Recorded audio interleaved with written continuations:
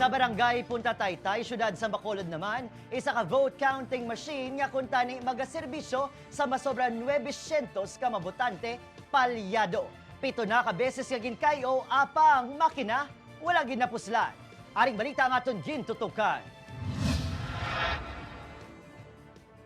Naabtan sa news team si Lolo Francisco nga hugot nga ginakaptan ang iya balota. Ginagutom na ka ginauhaw. Apang wala plano nga maghalin sa presinto, madlapos na paslo nga igulo ang iya balota sa vote counting machine sa VR Flores Elementary School sa barangay Punta Taytay. Inyo ni salaya mo, nga gibutangan nyo kami sa makina, nga guba.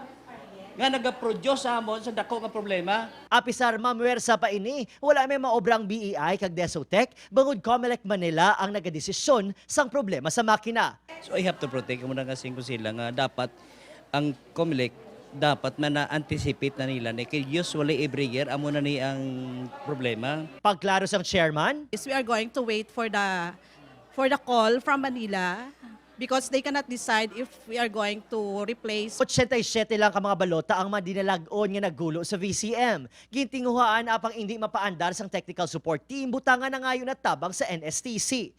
Nga hulaton niya gid ang BCM nga makita niya gid nga amo na nag-reflect sang iya nga ginboto nga mga kandidato.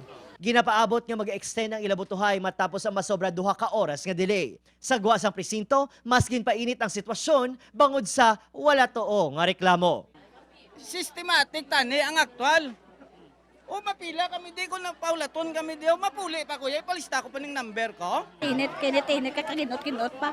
Maluwas sa VCM, una man nga nagubang ila VRVM. Ang kuntani high-tech kapag boto, balik sa mano-mano. Upod kay Reynald Castillo, ako si Adrian Prietos. Para sa RTV 1 Western Visayas, Eleksyon 2019 Special Coverage.